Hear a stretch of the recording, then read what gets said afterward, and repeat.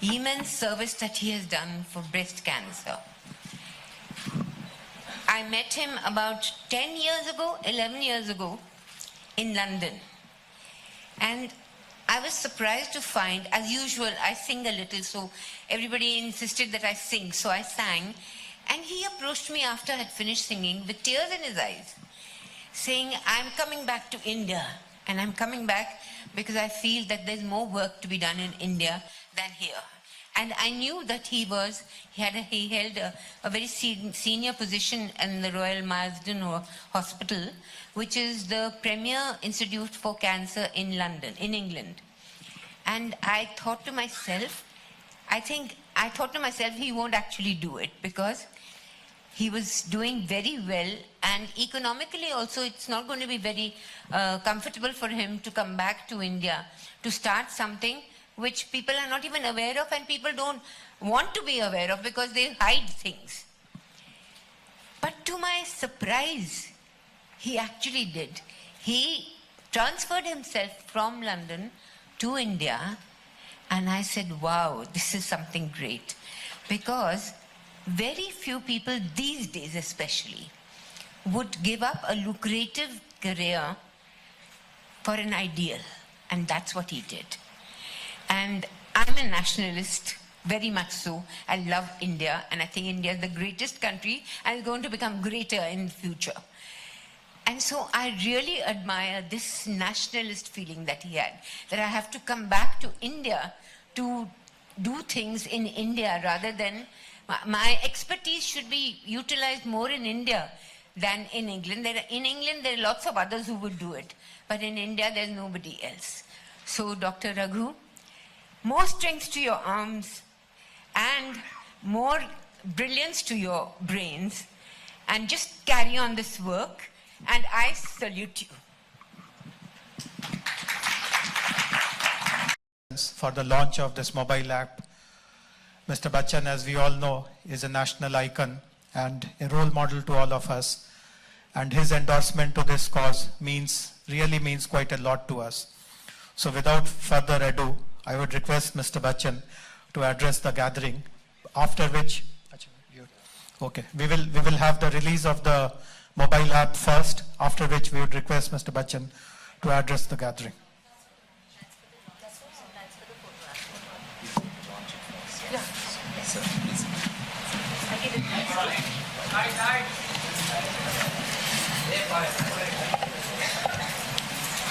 So it's just to take this and then show it. And then show it. That's it.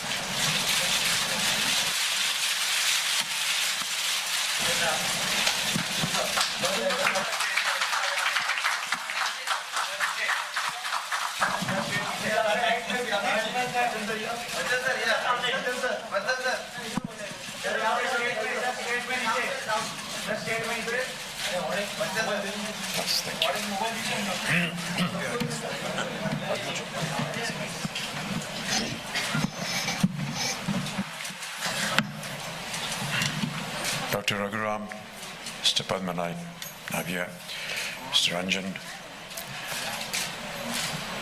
Pam Auntie. Mrs. Pamela Chopra is family to us, so she's the one that actually drew my attention to this very worthy cause and to this wonderful gentleman who's been working so hard towards this cause. I'm delighted to be invited here today, Dr. Raghuram, and delighted because in the past I have been associated with many medical causes and taking up campaigns that hopefully have worked. We work for the United Nations for polio, and almost laboring for 8 years, we were able to have a condition where India is today polio-free. I've been working on tuberculosis, hepatitis B. Hepatitis B is a dreaded disease, also working on diabetes. But one of the things that came through with all these campaigns was the fact that no one was able to draw attention to the people that You need to understand what the disease is, to be able to know what it is, to be informed about it. And when these aspects of the disease were brought forward, then the working of the campaign became a lot easier.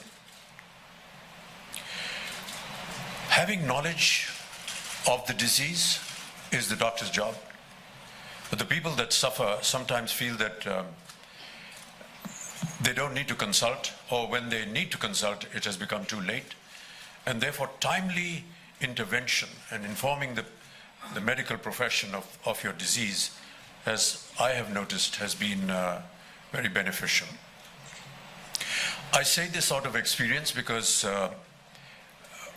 when we did polio, we had a lot of trouble convincing the people about taking this dosage, because there were a lot of apprehensions, there was a lot of resentment to the fact that these doses were not actually helping the patients or was going to prevent the child from getting polio. But we worked consistently and were able to convince them. And eventually, as I said, today India is polio-free. For tuberculosis, I joined the campaign because I'm a TB survivor. In the year 2000, suddenly I was detected with tuberculosis. And because I was able to timely inform my doctors about it, or the doctors actually found out about it, and I was able to take a treatment, I was able to come out of my tuberculosis. And one of the things that I keep saying almost with due affection and with due regard and great humility is that if it can happen to me, it can happen to anyone. It's much like what the lady just expressed. If it can happen to her, it can happen to anyone. Tuberculosis is normally associated with people who live in lesser means, in bad environments. So if it could happen to someone who, by the grace of God, has had better facilities and better environments to live in and work in, can happen to me, it could happen to anybody. But timely intervention, informing people that going for detection, putting yourself up for analysis, or just going to a doctor and doing proper investigation was able to save millions of people. The same thing happened with hepatitis B. In the year 1982, during the shooting of one of my films, Coolie, I had a bad accident, and during the course of my hospitalization, I needed a lot of blood, almost 200 packets and bottles of blood was needed. There were almost 60 bottles of blood. There were 200 people that actually came forward to donate blood to me. And one of the donors was carrying the dreaded hepatitis B virus. The Australian antigen virus was something that had just been discovered, and the doctors were unable to identify it. It went into my system, and I didn't know about it until the year 2005, which through a general testing that I was going through was suddenly discovered. And it was discovered that it had destroyed 75% of my liver. What I'm trying to say is that I today survive on 25% of my liver. You can survive liver diseases, I believe, with even 12%. But the fact is that it was detected, timely intervention was taken, and even though I have lost 75% of my liver, I'm able to survive and stand in front of you today because proper care was taken at that point of time, and it was detected in time. Much the same is what I've been hearing from all the speakers that have talked about breast cancer. If it is detected in time and knowledge about it is known, you have two very good examples this evening who have told you that they were able to survive and are happy that somebody like Dr. Raghuram was able to take care of them and bring forward all the medical help that was required. I'm very happy that an application today has been devised where people who are not knowledgeable enough about breast cancer can know about it.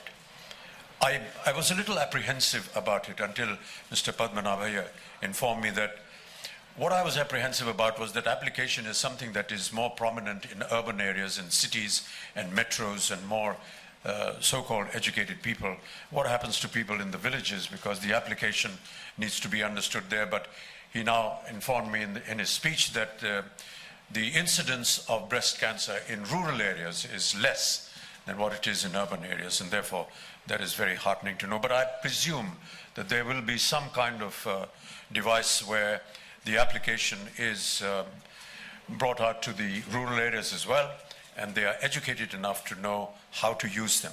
I saw the app this afternoon. Dr. Raghuram and I met earlier on, and I was delighted to know the various aspects of the application. It gives you information about what breast cancer is, of how it is treated. Sometimes in society it can become a sensitive issue. It can become a topic that is sometimes embarrassing for women. But I feel that you know, one should not feel embarrassed or sensitive about a disease. We're all human beings. We are all susceptible to all kinds of illnesses.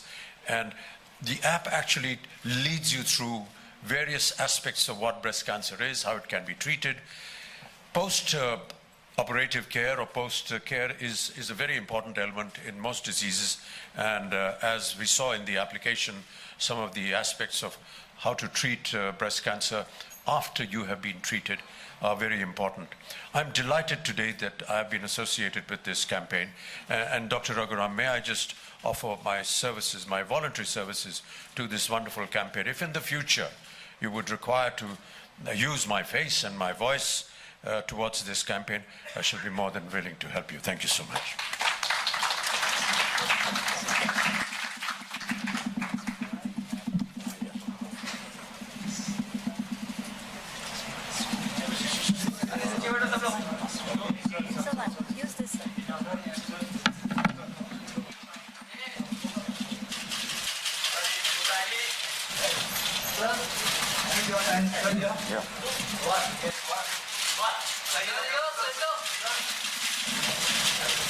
Sir यहाँ पे सही हो sir यहाँ पे sir सामने sir यही पर है यार सर लेफ्ट सामने सर थैंक यू